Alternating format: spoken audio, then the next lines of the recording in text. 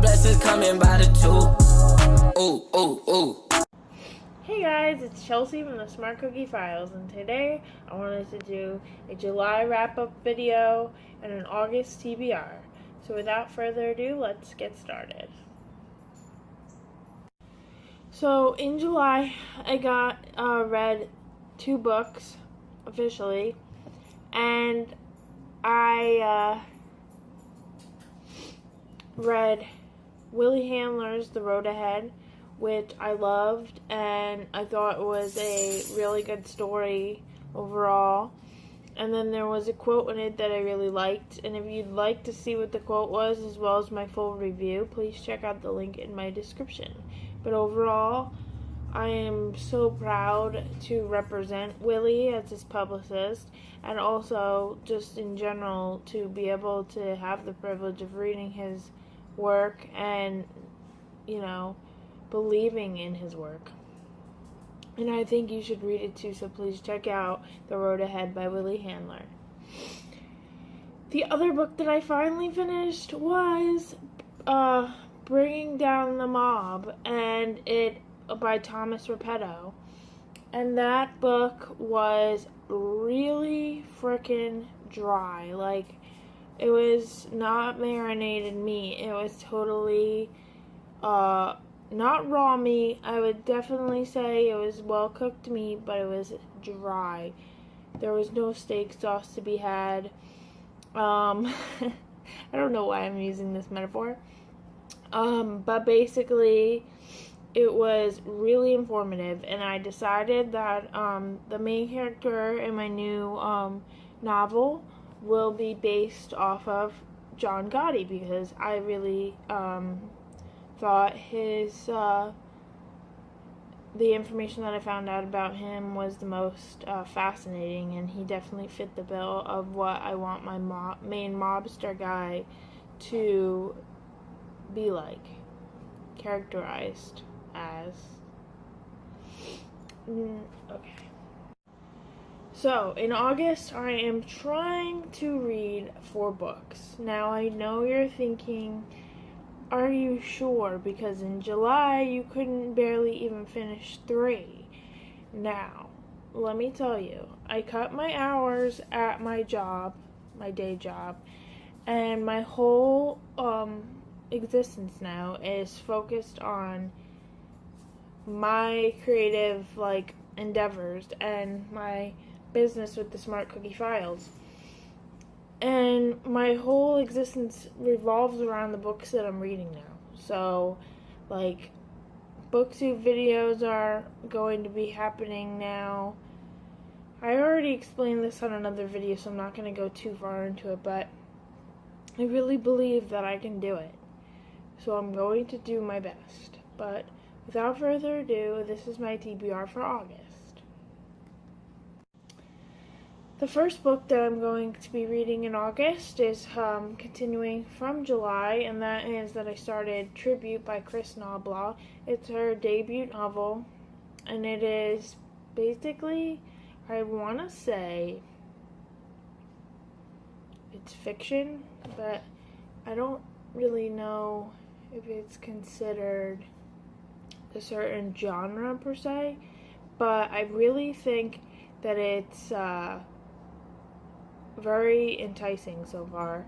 It's about, I don't know if maybe it's purposeful, but the book almost has a Day of the Dead feel to it. It's almost like Kogo, but a book form. And the brother gets shot in the beginning. Now, that's something that you'll already know even before you start the book, that's what the book's about. Now, his brother passed away, but then people can still see him in real life, and he thinks that he is just talking to him in his mind, but then it turns out that the ghost is living in his body, almost, his spirit. And so that's what the story is based off of. And it makes you wonder about spirits, about the afterlife a little bit. But I also just love the Latin and Day of the Dead feel that the story has so far. So I'm going to be continuing that book in August, and I will be posting my review, and most likely we'll be talking about it in my August wrap-up. Fingers crossed that I can actually get it read in its entirety. It is 83 chapters, but it's on Kindle, so it's not as extensive as you think. Like, if you actually, like, it was a printed book, it would be pretty thick, but because it's only on Kindle, it's not that big of a deal. 83 chapters, pretty simple. The next book that I'm going to be reading in August is Kickflip Boys by Neil Thompson. Now, as you may know, I bought this in June as my Go Skateboarding Day gift to myself because I am a 14-year fan of street skateboarding. I've met most of the professionals that you may hear of. Not all of them, like the newer ones, but most of the ones that are most well known for being athletes in the sport.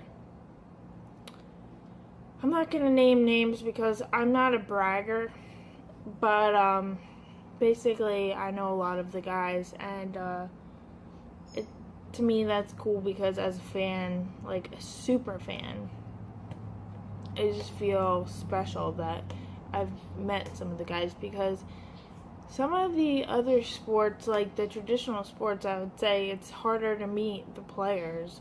Like football players, baseball players, maybe not baseball players, because I know the Tampa Bay Rays, they always have like meetups.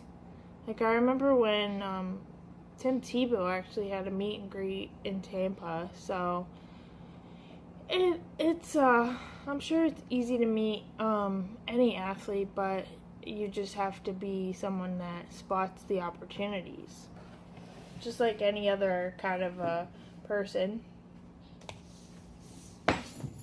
in any profession or like field. The next book, Love and Gelato by Jenna Evans Welch. Now this is my sister's book, and I'm borrowing it from her. She gave it to me and said that it was really good. Now, this is what it's about. I'm going to read you the inside of the book cover because I don't really know myself what it's about, so I'm going to read it, and then this way I'll know what it's about as well as you. But basically it's a young adult novel. That's all you need to know, really.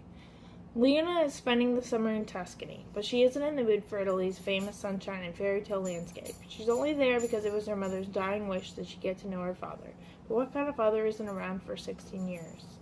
All Lena wants to do is go back home. But then she's given a journal that her mom had kept when she lived in Italy. Suddenly Lena's uncovering a magical world of secret romances, art, and hidden bakeries. A world that inspires her, along with the ever-so-charming Ren, to follow in her mother's footsteps and unearth a secret that has been kept for far too long. It's a secret that will change everything Lena knew about her mother, her father, and even herself.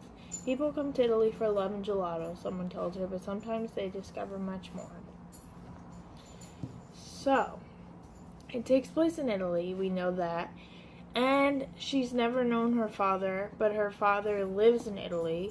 So now she's over in Italy, and I'm guessing she's going to meet her father. We'll find out, and hopefully I'll be able to tell you all about it in my August wrap-up video. But the last book that I'm going to attempt to read in August is The Revenants by Scott Kaufman, and this is on the Smart Cookie queue. I requested to review it because right away I read the description and I really was taken by it. It has a similar feel to Tribute, now that I'm looking at it again, but this is what it's about. I'm going to read you what it says on the back cover. Now this is his debut novel,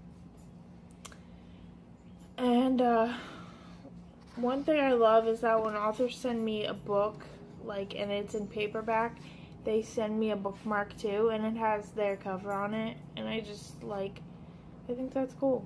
Oh, and it even tells you about the book on the back of the bookmark. So, cool. Anyway, here's what it says. A grief-stricken candy striper serving in a VA hospital following her brother's death in Vietnam struggles to return home. An anonymous veteran of the Great War against the skullduggery of a congressman who not only controls the hospital as part of the small town fiefdom, but knows the name of her veteran. A name, if revealed, would end his political ambitions and his 50-year marriage. In its retelling of Odysseus' journey, Revenants cast a flickering candle upon the Charon toll exacted not only from the families of those who fail to return home, but of those who do. So, it's a retelling of Homer's Odyssey, right? Because isn't that one of the stories in it is about Odysseus? So we know it's a retelling, but it's also a young adult novel. So that's kind of cool. It's a young adult retelling, which I've read a couple young adult retellings. The one that I liked the best thus far was Alice, the Wonderland Chronicles by J.M. Sullivan. So, those are the books that I'm going to be reading in August. Leave me a comment with a book that you're looking forward to reading this month. And if you're not reading something, look for a comment with something that you're going to be looking forward to doing, watching, or listening to this month. Thank you for watching, and until next time, feel free to express yourself. Bye, guys!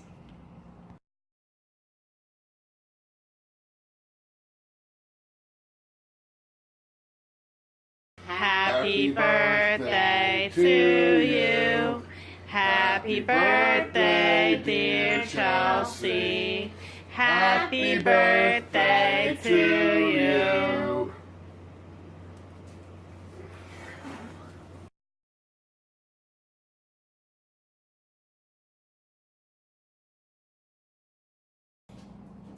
And sorry, Katrina is just walking around and not knowing what she's supposed to be doing. Anyway, back to this. Katrina, stop interrupting.